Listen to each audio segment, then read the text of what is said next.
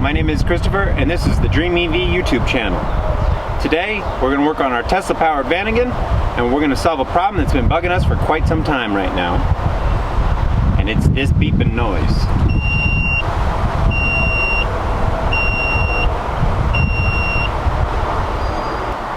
We're going to get our parking brake on the CAN network and hopefully never have to hear that sound again. Alright, let's take this to the bench and tear it apart.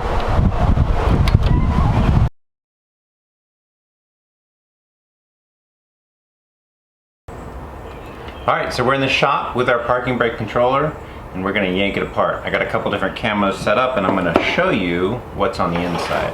I got the 4 screws already taken out and we're ready to extract our PCB. This guy works and controls the parking brake, and he does everything that it needs to do except for he makes a lot of noise while doing it. And so what we want to do is we want to take this button, connects to this pigtail here, and we want to get it on the digital CAN network. Because of this guy, right, it requires a meat finger in order to press and depress. We want to be able to do this with the computer. This parking brake controller has a couple different pins that we can play with and investigate. It's got 5 wires going in and out of this button, 2 for LEDs, 3 for a switch. It's also got 2 speaker wires, and it looks like a green control wire. Floating amongst these pins, we also have a series of just pin headers just kind of exposed. It's great and all that we have these extra pins floating around here that may or may not do exactly what we need, but they're not documented, we don't have access to them, and it's not really a good idea to start just putting voltage to them randomly and hoping for the best.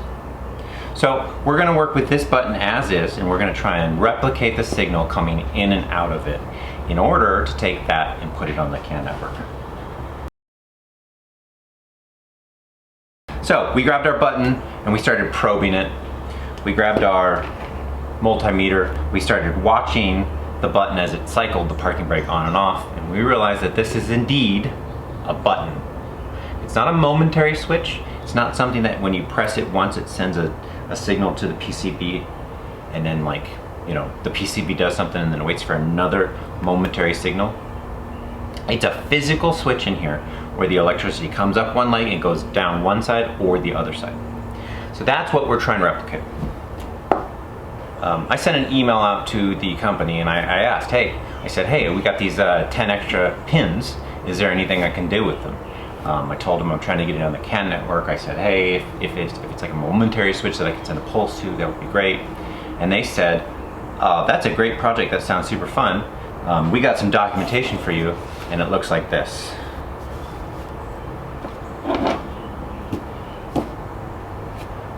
I said thank you, and then we moved on. It's exactly what we deduced via the probing, but it's nice to know that we got it right.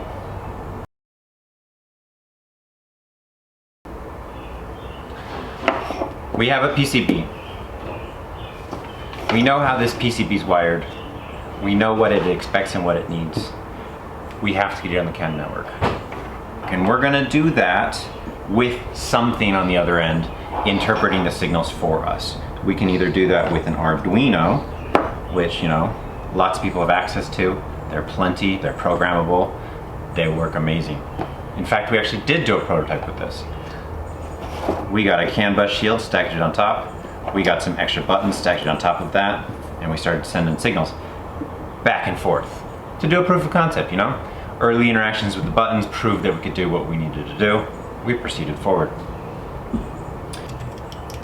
Now, this stack is quite large and a little bit difficult to package and quite unruly in how everything's assembled, so we went searching for a different solution.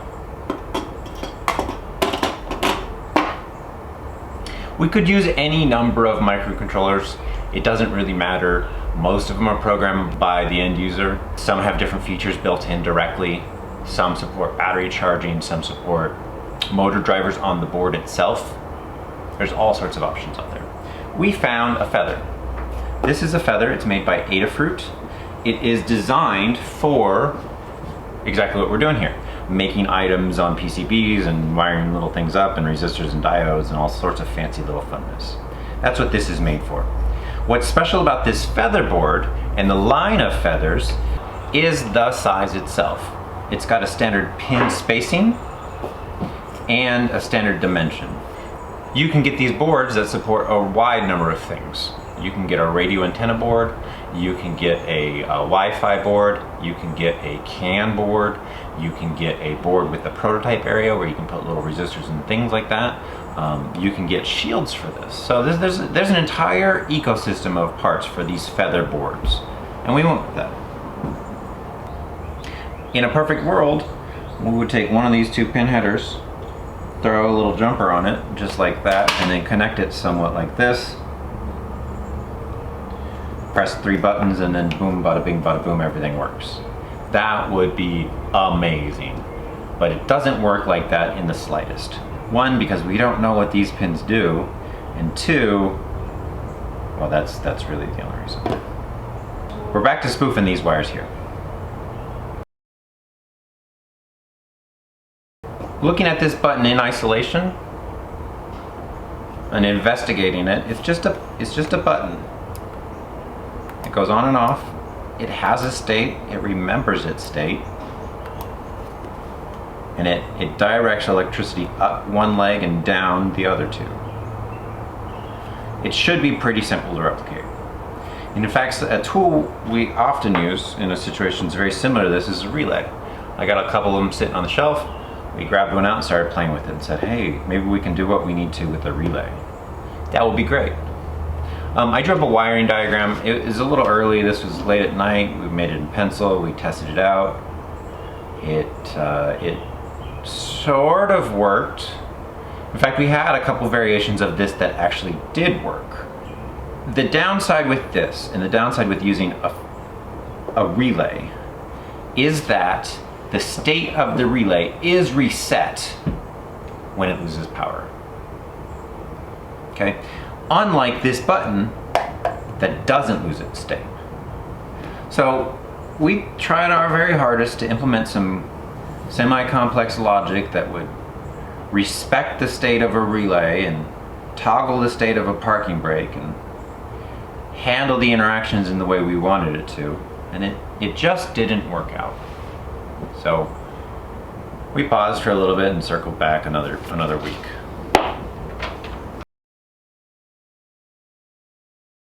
So I did a whole bunch of research on relays. I now know more than the average person, and I came up with this. This little guy is an orange relay. And what's special about this relay is not the fact that it's orange. It's the fact that it remembers its state. This is a bistable relay. Okay, so let's talk about what a relay does and see if we can illustrate that. And I'm going to do my very best to get it right. So if I get it wrong, don't chastise me.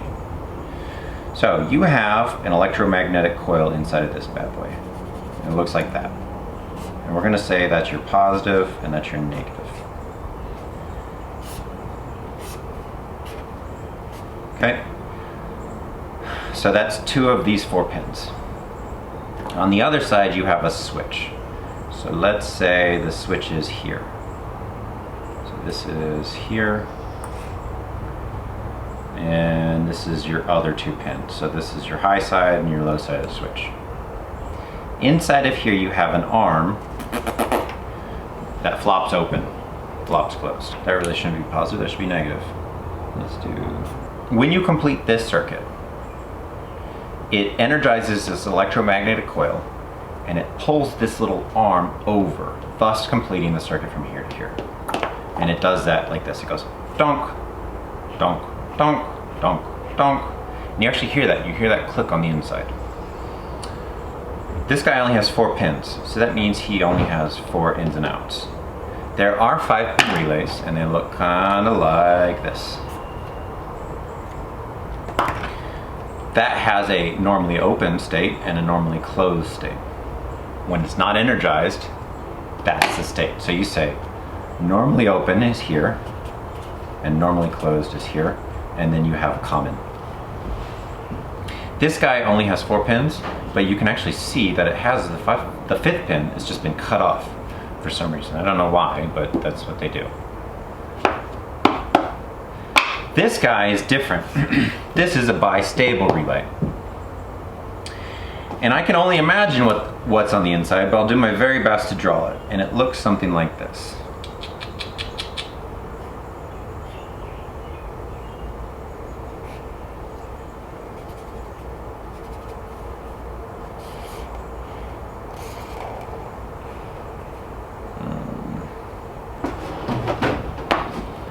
All right, admittedly this is kind of conjecture here at this point, but important to note is that there's 2 coils and some sort of internal circuitry that connects it. And we'll just draw it here. When one coil is energized, it flips this bad boy over to one side. When the other is energized, it flips it over the other. There's not a normal resting spot. You either energize one side or the other, and it remembers its state because it has no incentive to return to a state without some sort of energy pushing it. So as long as nobody touches this relay, it's not going to lose its state. This is very similar to our button in that this will also retain its state until somebody interacts with it. This relay will retain its state until it's triggered.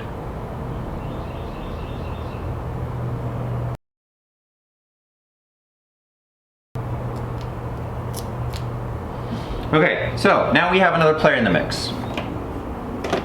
We have our bistable relay. We have our microcontroller. And we just got to get them to talk to each other.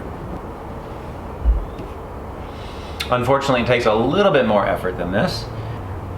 So, our first pass was an Arduino. Okay? We grabbed an Arduino off the shelf and we said, can we trigger with this? And we essentially, for lack of better, kind of thing, we did that. We basically set it up on a PCB and we did that. And we sent some code to it and we triggered it and it went click, click, click and everybody was happy and we went home for the night because we had accomplished something. What we didn't realize is that this and the same code that we used to trigger it over here would not work with this microcontroller we have. So our initial prototyping on the Arduino did not carry over to the Feather. Possible reasons being, it's a different voltage, right? There's a certain amount of energy required to trigger this from one state to the other. This guy's at 5 volts and this is 3.3 volts. That could be the one and only reason. It could also be that there was some sort of backfeeding that maybe the Arduino is a little bit more resistant to than the Feather.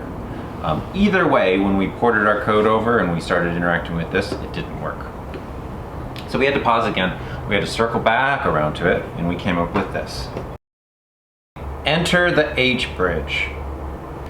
This relay expects you to reverse the signal going into these 2 legs, to send one high and one low, and reverse it, one low, one high. Now, how we do that? Well, we can't do it in software with our microcontroller as is, unfortunately. So we have to do it with some sort of circuitry. We did a fair bit of research before we came to the ultimate solution, which was an H-bridge. An H-bridge is an integrated circuit that has exactly what we're looking for. Its name comes from the shape of the circuit that is inside, and its purpose is usually for DC motors, for reversing the current flow to those DC motors. So with that in mind, I can draw the circuit for you to kind of explain how this works. So we're going to draw our motor in the middle. That'll be a circle, but in reality, it's our relay. Okay. Motor in the middle, we have 2 legs. This can be either positive or negative, and this can be positive or negative.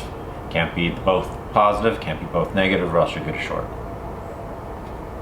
So what we need to do is we need to send positive here, or send positive here as needed.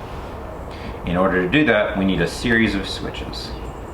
And so we start making the shape of our H-bridge. Now these switches live here. And I'm going to draw them just like that on each edge of this H-bridge.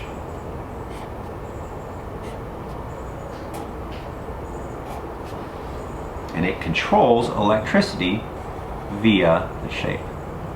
So we're going to draw positive up here. We're going to draw ground down here. This is the H. Okay. Technically, this is 2 half bridges, and you can use it as a half bridge. I'm not entirely sure how that would be leveraged, but you could.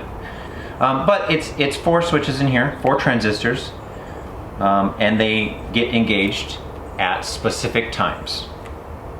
So you will only ever engage alternate switches at once. Okay, so let's say you engaged top left, bottom right. Power comes down from the positive through the switch to the negative. It goes through the motor, which doesn't care what direction the energy is flowing, and then out the other side to ground. These guys are open, these guys are closed. It causes the motor to spin, let's say, clockwise. Okay, if you want to reverse it, you change your switches. So you close these 2. Top right, bottom left.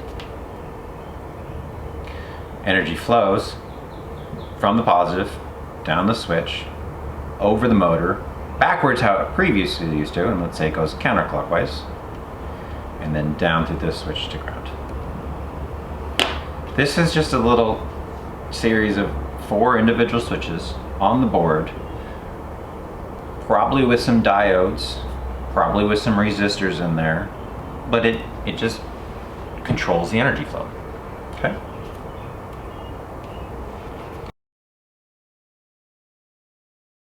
So we made up our circuit on the computer, figured out what components we think we would need, we designed the circuit, we threw it together, and then we started to validate it.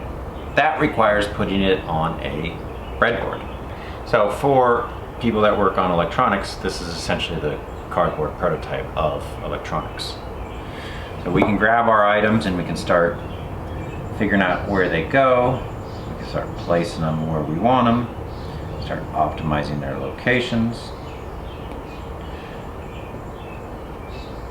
We can connect these things with wires, something like that. There you go.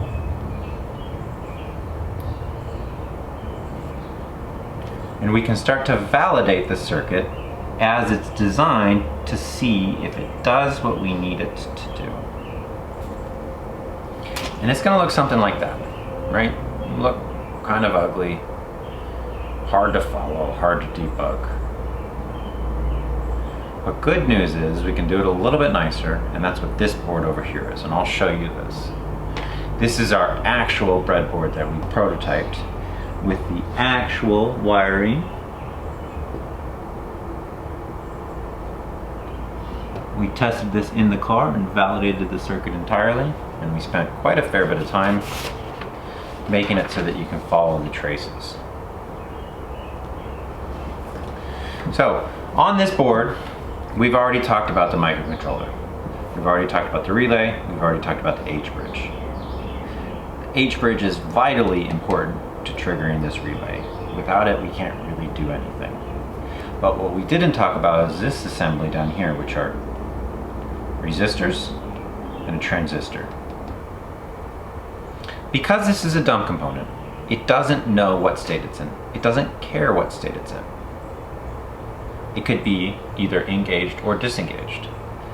Now, these correspond to either the vehicle is parked and stationary and not moving, or the car is free to roam around. 2 vastly different states. If we're controlling this parking brake essentially with a microcontroller, it would be really beneficial if that microcontroller knew what state the parking brake was in.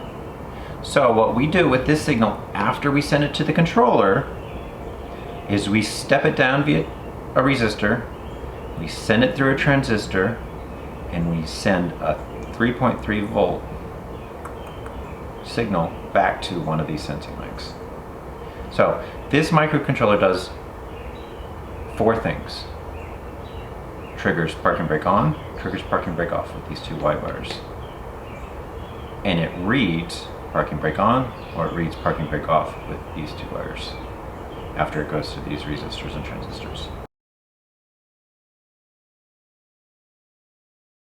We did validate this circuit. It does work. We took it to the car, plugged it in. It does toggle the switch. This clicks back and forth. All right, for context, we are in the van. I'm in the driver's seat over here. James is in the passenger seat over there. We have the parking brake controller here. At the present moment, the parking brake does work. It is wired up to this button that you can see, and then I'm going to press, so it's going to make a bunch of noise. Oh. I knew we were going to move forward. Okay, so that does work. Now we can also turn it back on. Okay, so that's good. It takes this button, which is not a momentary switch, but it's a proper switch. We're gonna undo that right here, white, gray, purple, and we're gonna replace it with our wires. Okay, purple.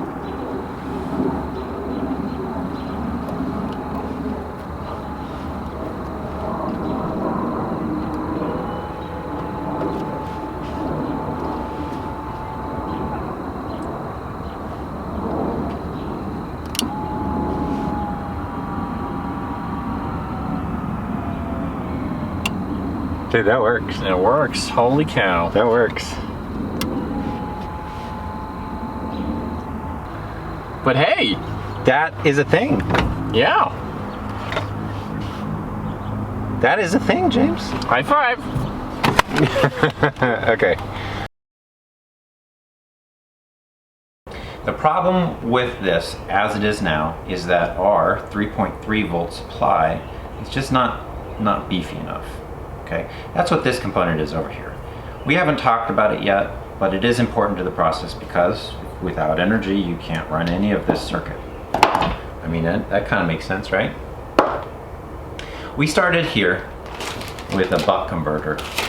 These take some sort of voltage that's around, 12 volts or higher, and it'll step down to a level which is appropriate for the microcontroller. Okay, so that might take voltage from 12 volts down to 5 volts. It might take it from 12 volts down to 3 volts. It could be any of these. Now we started here.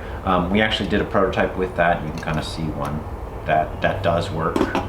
It's not ideal, and we ended up actually stepping up to one of these guys. It's the same circuit. It's just got a little bit more WYSIWYG in there, and it makes it so that there's less need for these external components. We actually validated the circuit with this. That's this guy. It does work, but we found out that this doesn't provide enough energy. So we stepped up that guy to one of these bigger ones. So this is also a buck converter. It takes a range of voltage and it outputs a range of voltage lower via a little screw adjuster there. So we went with this in the next prototype.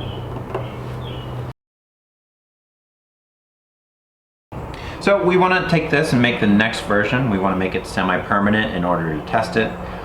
What can we do? We can send it to a circuit manufacturer off the internet. We can send them our diagram. They can print out a PCB that roughly looks like this, and it'll be on our door in 4 days. And we'll pay like, what, $8 for it. That's what the future is, really. Or we can do something else. We can go for a perf board. Yeah, I want to say these are perf boards. They have shields for Arduinos that you can stack on and put some PCB prototyping things on there, and you can solder these components in permanently. Right? They're all a standard pitch. This is all 1/10 of an inch, and they all just kind of go in the holes. So that's an option available to us. You can also run it on a perf board that's shaped like a breadboard. We could do that. That's an option. Everything would just slide over. Or we can go with a proper perf board.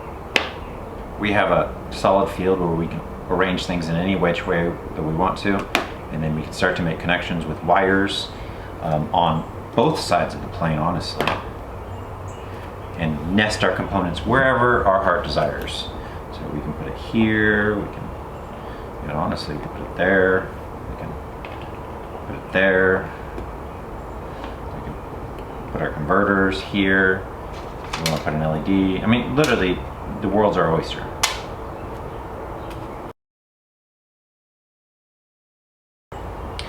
Okay, wrapping the corner and finally showing kind of what we've worked with. We have our breadboard prototype.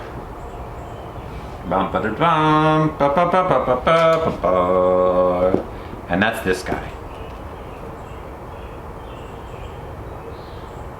You can see all of our components are still here. We have our bistable relay, our microcontroller, our DC to DC converter, buck converter. It takes it from 12 down to 3 volts. We have our resistors, transistors down here, and we have some buttons that aren't used at this moment. On the back side, we've made all these connections. I'm only going to show this for a brief second because it kind of looks like, yeah, it looks like mess. But this guy now does everything we need it to, and we can take him and nest him inside of a PCB enclosure with our other parking brake controller. Okay, so we have our circuit on a perf board. Everything's wired up. It has also been validated. This bad boy does actually work. And we have 3 wires here that go to the parking brake controller here. We can pull him off. They're even color coded the same. Imagine that. Going to the trouble of making that happen. Like pros we are. And that bad boy does what we need it to do. Okay, ready for a demo. Now, important to note before we do this demo is that these resistors and transistors, they take the state of this relay and feed it back into the microcontroller. The only way it can do that is if this relay has 3.3 volts to begin with. So in order to make this circuit work, we need this white common to have 3.3 volts going to it. Because that's how this parking brake controller works. The white common has 3.3 volts going to it, and the gray or the purple is the leg that it comes back down.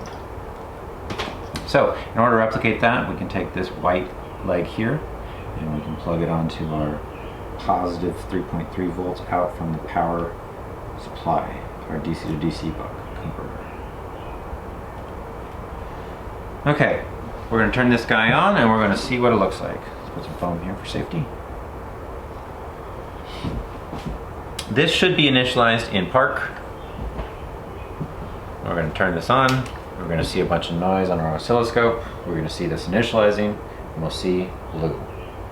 You'll also notice on this on this microcontroller that the red light is on, so that means the parking brake is on. Toggling from park to reverse, we'll hear a click and we'll see the lights change. Toggling back, we see the opposite.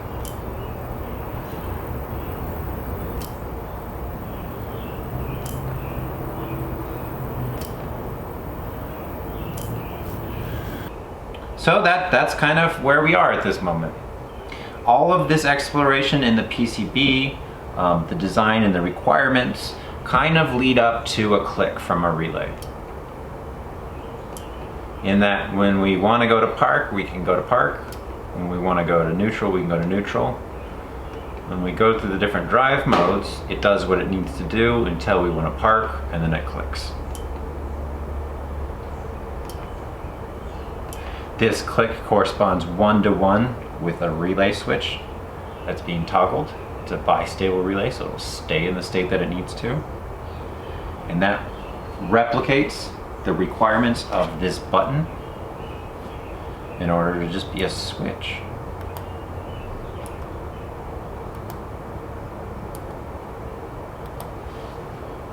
So now, instead of pressing this park button, we can press this park button.